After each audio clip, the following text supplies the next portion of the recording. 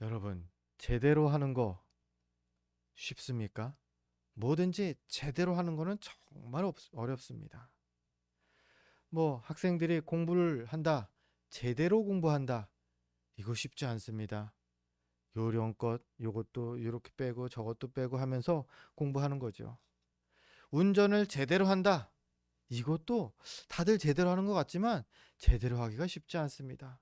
신호등에 걸릴 때, 아무도 없을 때, 뭐 이럴 때 엄청난 유혹과 그 변칙적인 그러한 모습, 운전자들 사이에서 그게 보인다는 거죠.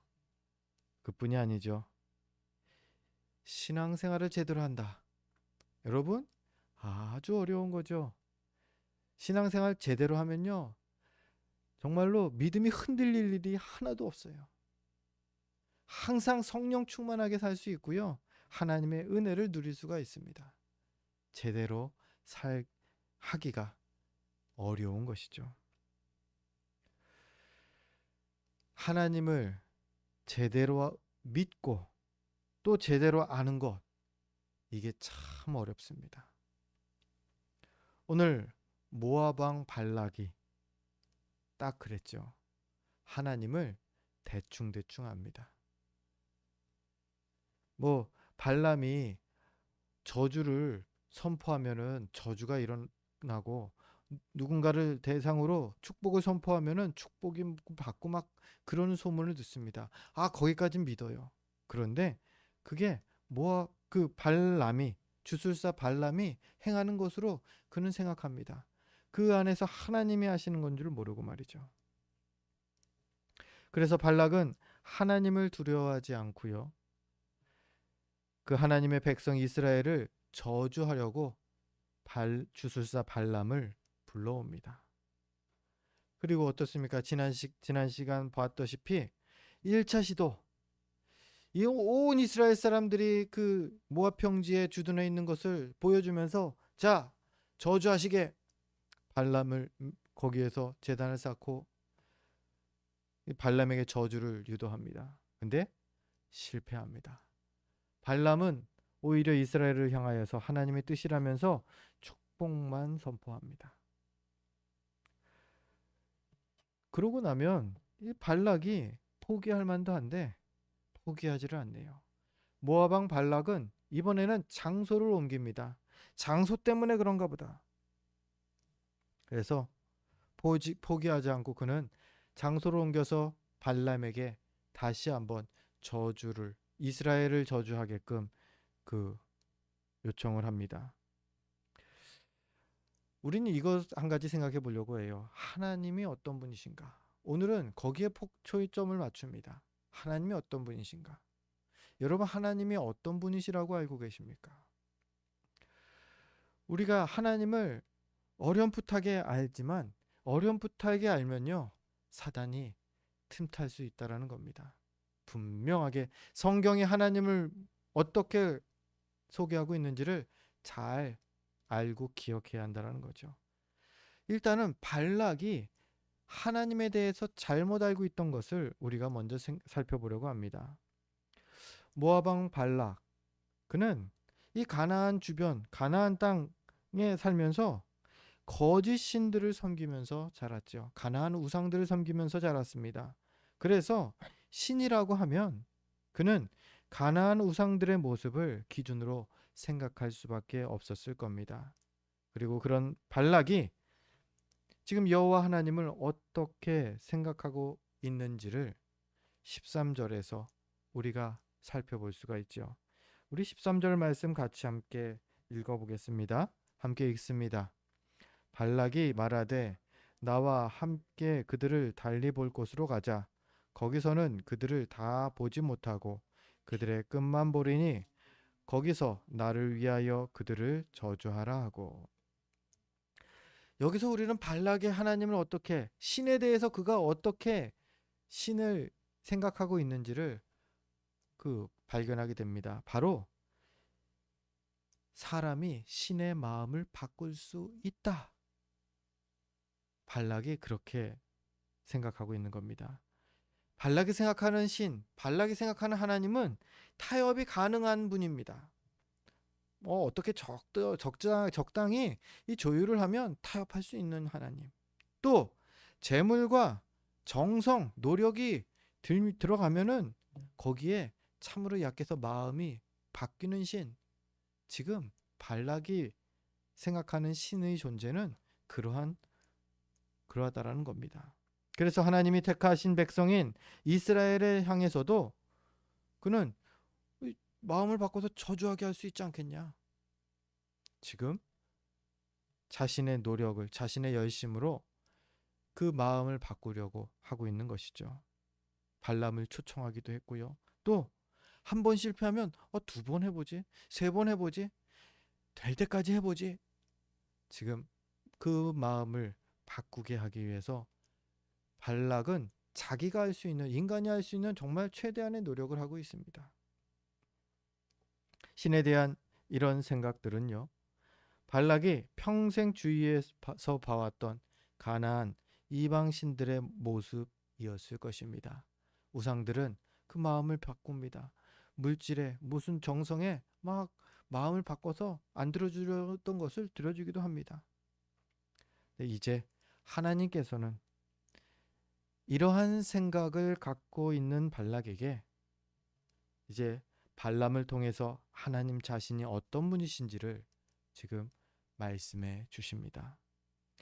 오늘 제목을 하나님의 자기소개라고 표현을 했는데 어떤 분들은 하나님을 무슨 소개를, 학자들이 말하는 표현은 이렇습니다. 하나님의 자기 계시. 하나님은 자신을 계시하신다지 소개한다라고 표현을 안 쓰죠. 그리고 우리가 잘 듣기 위해서 알아들을 수 있도록 일부러 소개라는 단어를 썼으니 양해를 부탁드립니다. 하나님께서 자신을 알려주십니다. 나는 이런 하나님이다. 오늘 본문에서 우리는 4가지를 찾아볼 수가 있습니다. 첫 번째는 하나님 당신이 신실하신 분이시다 말씀하십니다. 즉 신실하다라는 뜻은요, 신뢰할 만하고 성실하신 분이시다. 이거 했다 말았다 뭐 이런 분이 아니시라는 거죠. 절대 또 배신하지 않으신다라는 뜻이 신실하다라는 뜻에 담겨 있습니다. 그리고 그 약속을 반드시 성취하신다라는 의미가 이 신실하다라는 뜻에 담겨 있는 것이죠. 그래서 오늘 본문 19절에서 하나님은 발람을 통해서 자신을 신실하신 하나님이라고 표현하고 있는 것이죠. 우리 성경을 보면서 19절 말씀도 같이 함께 읽어보려고 합니다. 함께 읽겠습니다. 하나님은 사람이 아니시니 거짓말을 하지 않으시고 인생이 아니시니 후회가 없으시도다. 어찌 그 말씀하신 바를 행하지 않으시며 하신 말씀을 실행하지 않으시랴. 아멘. 하나님 거짓말쟁이 절대 아니라고 하십니다. 그 일을 무슨 일을 하시고 결정하시고 행하실 때에 후회하지 않는, 실수가 없으신 분이시다 분명하게 말씀하십니다. 그리고 약속하신 말씀을 반드시 실행하신다 말씀하시죠. 그렇습니다. 아브라함과 하나님께서 아브라함을 본토 친척 아비집을 떠나게 하실 때에 약속을 주시죠. 내가 너로 큰 민족을 이루게 하겠다. 그리고 이 땅을 너에게 주겠다. 내가 너에게 지시하는 땅으로 가라. 그 땅을 주겠다. 그 약속이 아브라함 때에는 이루어지지 않았습니다. 아브라함은요, 간신히 이삭 하나를 낳습니다. 그 후에 후손들을 많이 낳았지만 사라를 통해선 딱 한 명밖에 못 납니다. 그런데요, 하나님께서 아브라함과 하신 그 약속이 무려 400여 년이 지난 이후에 성취되었다라는 거죠. 하나님께서는 애굽 시대의 400년을 지내고 나서 이제 약속의 땅으로 그 아브라함의 후손들을 인도하시는 겁니다. 그런데 그때 이미 아브라함의 후손들은 별과 같이, 모래의 수와 같이 무수히 많아질, 무려 200여만 명이 넘는 그러한 인구가 되었다라는 겁니다.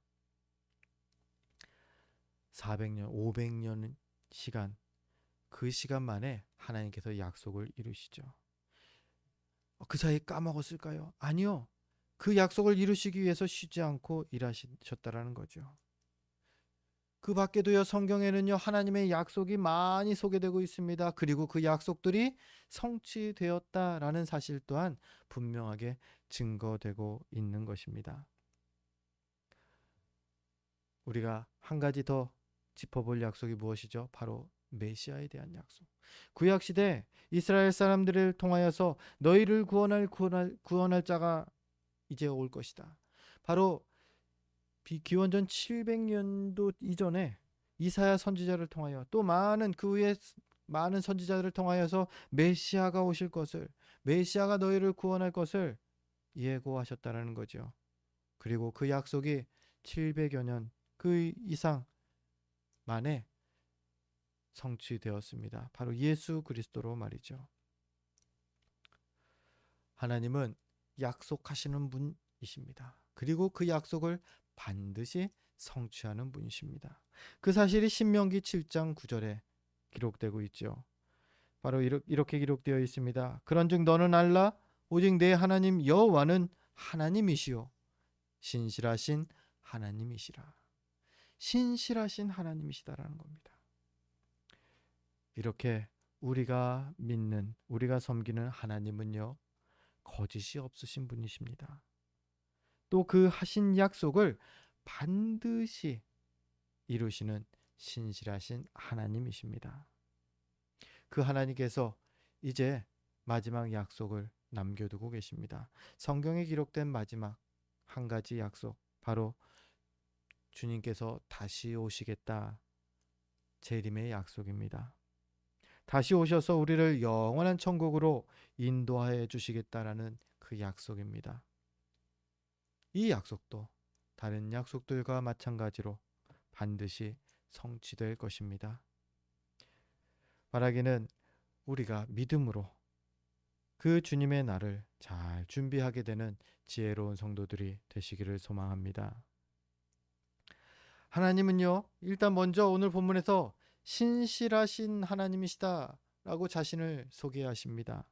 그리고 또 두 번째로요, 하나님은 은혜가 풍성하신 분이심을 오늘 말씀하십니다. 21절 말씀인데요. 21절 전반부에는 이렇게 기록되어 있습니다. 야곱의 허물을 보지 아니하시며 이스라엘의 반역을 보지 아니하시는도다. 여러분, 야곱의 허물, 이스라엘의 허물을 보지 않으신다. 생각해 보십시오. 이스라엘이 죄가 없기 때문에 하나님께서 그들을 자기 백성 삼으시고 복을 주시는 것일까요? 아니죠. 실제로 이스라엘은요, 하나님 앞에 큰 범죄를 많이 합니다. 광야 40년 기간 동안에만 해도 많은 죄를 범합니다. 심지어 반역까지 일으킵니다. 이 40년 광야 생활만 우리가 봐도 이 이스라엘 백성들은요, 불평했고요, 원망했고요, 반역했고요, 후회했고요, 불순종까지 했습니다. 하나님께 범죄하고 징계받는 사건들의 연속이었다라는 겁니다. 그런데 오늘 하나님이 그 모든 잘못들을 보지 않으신다. 지금 21절에서 말씀하시는 겁니다. 야곱의 허물을 보지 아니하시며 이스라엘의 반역을 보지 아니하시는도다. 여기서 허물과 반역을 보지 않으신다라는 말씀은요, 죄를 방관하시겠다라는 그런 의미로 오해해서는 안 됩니다. 죄에 대해서는 반드시 징계하십니다. 이스라엘 백성들도 징계를 받았습니다. 그렇더라도 그 백성과의 그 언약의 관계를 끊지 않으시겠다라는 그러한 말씀인 것이죠. 그리고 이것이 은혜입니다. 한번 생각해 보십시오. 사람은요, 크면요, 어느 정도 힘도 있고요, 짐승들을 뭐 이렇게 다룰 정도로 좀 셉니다. 그런데 갓난 아이는 어떻죠? 갓난 아기는요, 짐승들에게 해를 당할 정도로 너무나 연약합니다. 혼자서는 뭘 먹을 수도 없을 정도로 약합니다. 그러한 아기가 근데 이게 자라나요. 어떻게 해요? 부모의 은혜로 자라나는 것이죠. 만약에 직접 겪어보니까 그래요. 갓난 아기들 생후 뭐 6개월 됐다 뭐 1년 좀 안 됐다 막 그런 그 아기들 어떻습니까? 자다가 깨요. 한밤중에 자기 기분에 따라서 막 일어나서는 막 응애응애 울고 뭐 몇 시간 뭐 1시간 2시간씩 잠을 안 잡니다. 눕히면 또 울어요. 그래서 업어서 키운다는 게 막 저도 밤에만 업었네요. 간간히 아기를 업으면 1시간씩 막 계속 업고 있어야 돼요. 애가 잘 때까지. 여러분 한번 생각해 보십시오. 쉬운 방법이 뭡니까? 내가 푹 잠을 자기 위한 쉬운 방법. 굳이 아기를 업어서 달래고 막 다시 또 일어나고 그거 말고요. 그냥 아이를 내다 버리면 어떻습니까? 차라리 버려버리면은 편하게 살 수 있어요. 그런데 그러지를 않습니다. 저도 절대 그러지 못하겠더라고요. 하나님께서 우리에게 아이를 긍휼히 여기는 마음을, 아기에게 은혜를 베풀게 하는 마음을 우리에게 주신 거라 생각합니다. 아이를 달래서 품어줍니다. 그렇게 해서 아이에게 은혜를 베풀고요. 아기는 그 부모의 은혜를 받고 자라납니다. 그런데 갓난아기 때만 부모의 은혜를 받느냐? 그게 아니더라고요. 키워보니까 이거는 끝이 없어요. 미운 4살, 미운 5살, 미운 6살 막 그러는데 다 거짓말이더라고요. 그죠? 아시다시피 아기들은 말하면서부터 계속 밉습니다. 나이가 들면 이 나이 든 만큼 다른 방법으로 또 얄미운 짓들을 해요. 그런데 신기하죠? 그런데도 부모가 애를 안 버립니다. 계속 싸우면서 화해하고 싸우면서 또 싸우면서 계속 아이를 품습니다. 이게 은혜 아니면 뭡니까?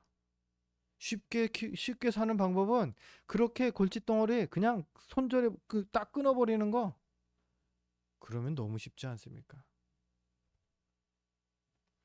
그런데도 부모와 자녀의 관계가 끊어지지 않는 것, 아마 이게 평생 갈 건데요. 그거는 은혜 때문일 것입니다. 부모가 자녀에게 베푸는 은혜 말이죠. 참아주고 용서해주고 기다려주는 겁니다. 물론 아이가 잘못했을 때 그때도 내버려 두지는 않습니다. 엄하게 꾸짖으면서 그게 잘못됐다라는 것을 알게 합니다. 이런 모습이 마치 오늘 하나님께서 우리를 돌보시는 모습 같지 않으십니까? 하나님께서 우리를 자녀라고 하시는 거는요, 그냥 말로만 자녀다라고 하는 게 아니라 은혜로 용납하는 진짜 부모라는 말씀인 것입니다. 죄를 결코 용납하지 않으시는 거룩하신 우리 하나님께서 여전히 죄 많은 우리를 자녀로 용납해 주시는 게 바로 이 은혜 때문이죠. 부모의 마음으로 베푸는 은혜. 우리의 어떤 의로움이나 선한 공로가 있기 때문이 아니라는 것입니다. 오로지 하나님의 은혜로. 이렇게 우리의 아버지 하나님은 우리에게 풍성한 은혜를 베푸시는 분이십니다.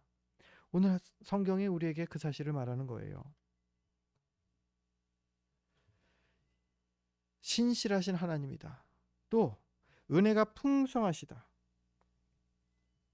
그리고 세 번째로요. 함께 하시는 분이시다. 말씀하십니다. 21절 후반부에 이렇게 나옵니다. 여호와 그들의 하나님이 그들과 함께 계시니 왕을 부르는 소리가 그 중에 있도다. 여호와 그들의 하나님이 그들과 함께 계신다. 지금 발람을 통해서 하나님께서 말씀하시는 것은 내가 저들과 함께 있다. 누가 감히 저들을 저주하겠느냐 말씀하시는 거죠. 즉 하나님은 임마누엘의 하나님 되신다라는 겁니다. 임마누엘 무슨 뜻입니까? 하나님이 우리와 함께 계신다. 함께 계신다는 거예요. 하나님께서 우리와 함께 계시면서 우리를 도우시고 인도하십니다. 즉 믿음의 길에서 우리가 실족하지 않도록 늘 도와주시고요. 시험을 만날 때 피할 길을 내어주시기도 하고요. 인생에서 대적을 만났을 때 우리 대신 싸워주기도 하십니다. 믿음의 길을 우리가 가는 동안 하나님께서 우리와 함께 계시면서 다 돌봐주시는 것이죠. 그럼 이 믿음의 선한 싸움을 싸우는 동안 우리가 힘쓸 일이 무엇일까요? 오늘 본문에 한 가지를 언급하고 있습니다. 방금 21절 후반부를 읽었죠. 여호와 그들의 하나님이 그들과 함께 계시니 왕을 부르는 소리가 그 중에 있도다. 바로 백성들 가운데 왕을 부르는 소리가 있었다. 21절에 언급합니다. 이스라엘은 함께 계시는 하나님의 이름을 부르면서 하나님을 찾았고요. 하나님은 그런 백성들의 모습을 기뻐하십니다. 이게 바로 기도죠. 기도하면서 함께 계신 우리 하나님과 친밀한 교제를 나누는 것, 이것이 임마누엘의 하나님께 믿음의 성도가 힘쓸 수 있는 일 한 가지인 것입니다. 주님은 오늘 우리에게 이런 관계를 요구하십니다. 기도해라. 내가 다른 건 다 도울게. 바라기는 항상 기도에 힘쓰는 우리가 되어야 하겠습니다. 그렇게 임마누엘의 주님과 더 깊은 교제를 나누게 되기를 소원합니다. 이제 마지막으로 하나님께서 자신을 소개할 때에 들소와 같은 능력이 나에게 있다 말씀하시죠. 22절 말씀입니다. 우리 22절 말씀 같이 함께 읽어보도록 하겠습니다. 함께 읽습니다. 하나님이 그들을 애굽에서 인도하여 내셨으니 그의 힘이 들소와 같도다. 아멘. 이스라엘 민족이 출애굽했다. 이 사실 여러분 그 당시에 얼마나 엄청난 사건이었을까요? 이런 일이 전무후무합니다. 그것도요 강대국 애굽에서 탈출한 겁니다.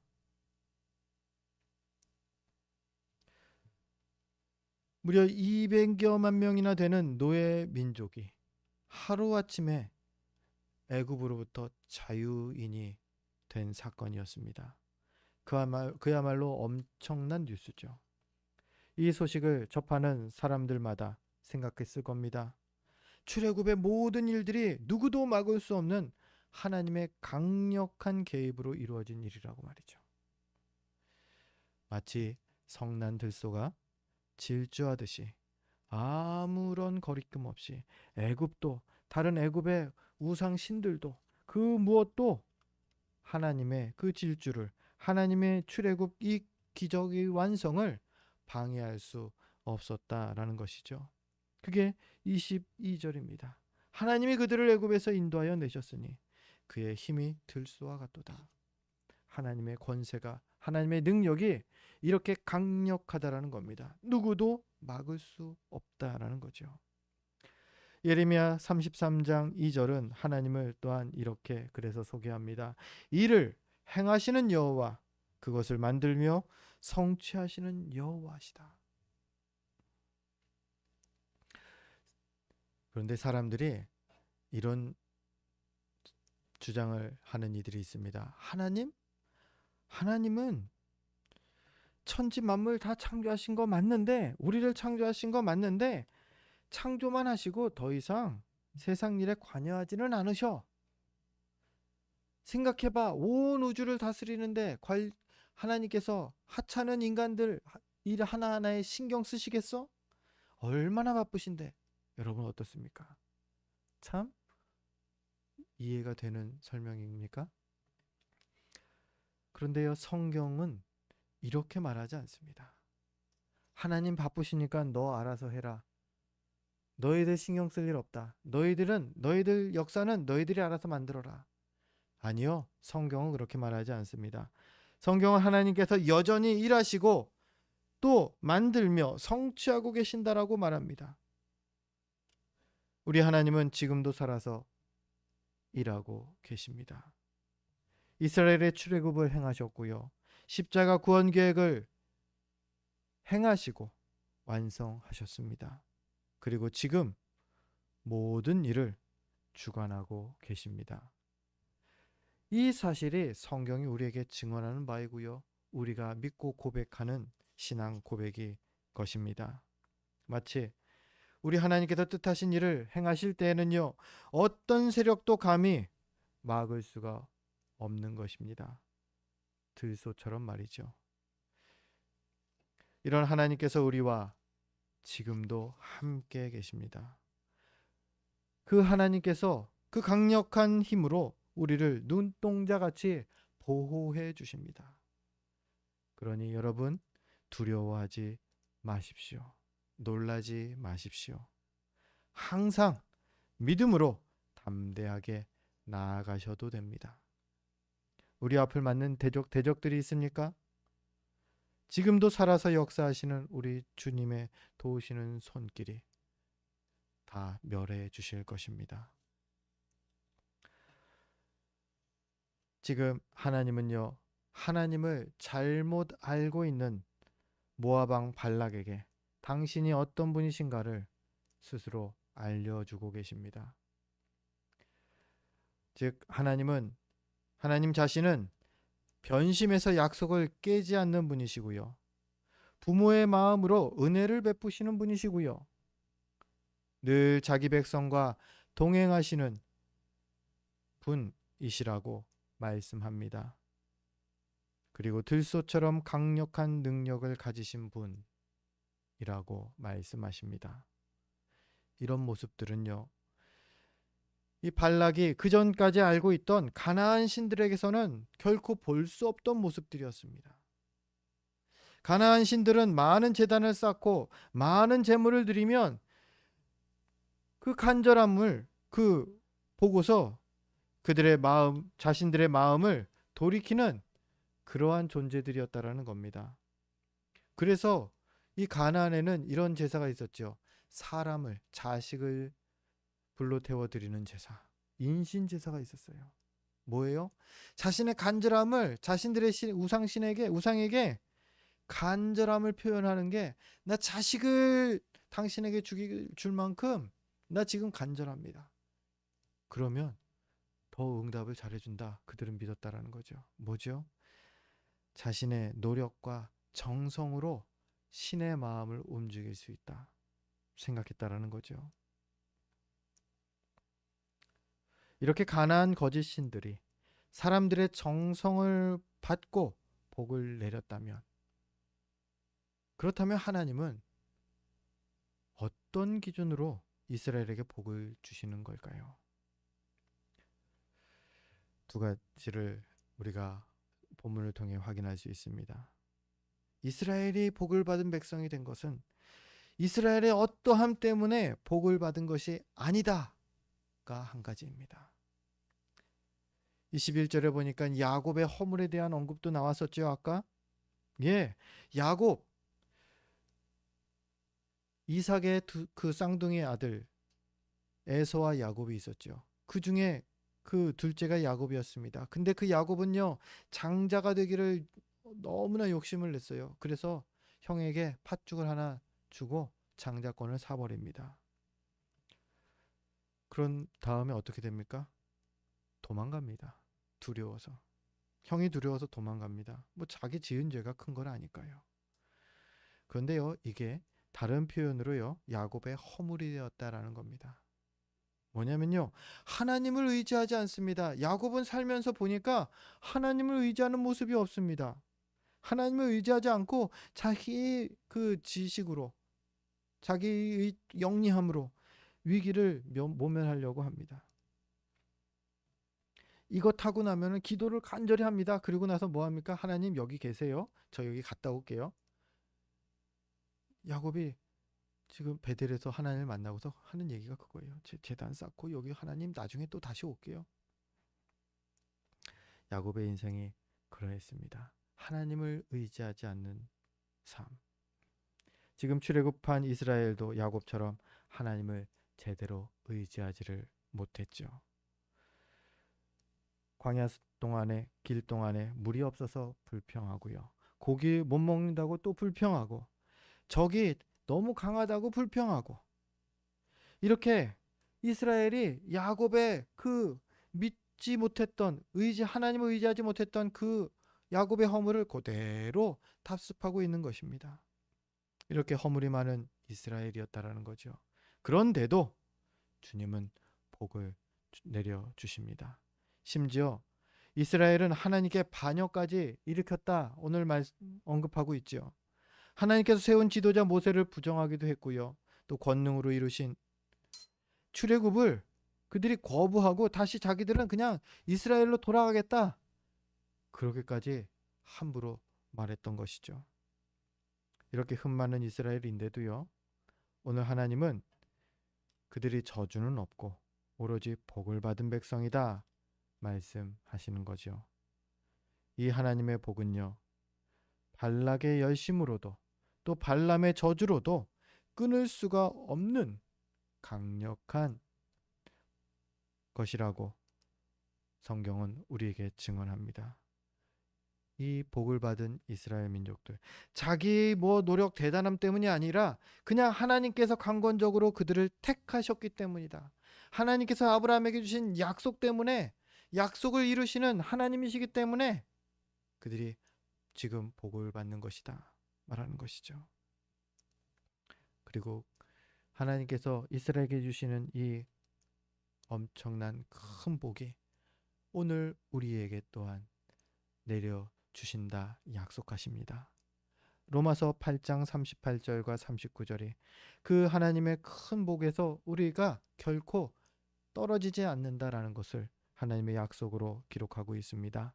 우리 함께 주보를 보면서 로마서 8장 38, 39절 말씀 같이 읽겠습니다. 내가 확신하노니 사망이나 생명이나 천사들이나 권세자들이나 현재의 일이나 장래의 일이나 능력이나 높음이나 깊음이나 다른 어떤 피조물이라도 우리를 우리 주 그리스도 예수 안에 있는 하나님의 사랑에서 끊을 수 없으리라. 아멘. 하나님께서 주시는 그 사랑, 그 복은요, 끊을 수 없는, 그 어떤 것으로도 끊을 수 없는 것이다 말씀하십니다. 신실하시고 권세와 능력이 충만하신 우리 하나님께서 우리에게 이렇게 크고 귀한 사랑과 복을 약속해 주십니다. 누구도 감히 끊을 수 없을 것이라고 하십니다. 그리고 그 약속을 하나님께서, 지금도 살아계신 하나님께서 반드시 이루실 것입니다. 그러니 우리가 이 귀한 사랑 받는 복된 자녀임을 기억하시고 항상 담대하십시오. 그리고 항상 기도하면서 주님과 더 깊은 사귐을 갖기를 힘써야 할 것입니다. 바라기는 그렇게 임마누엘 주님과 함께 믿음의 여정을 끝까지 담대하게 걸어 나아가는 저와 여러분 되시기를 주의 이름으로 축원드립니다. 기도하겠습니다.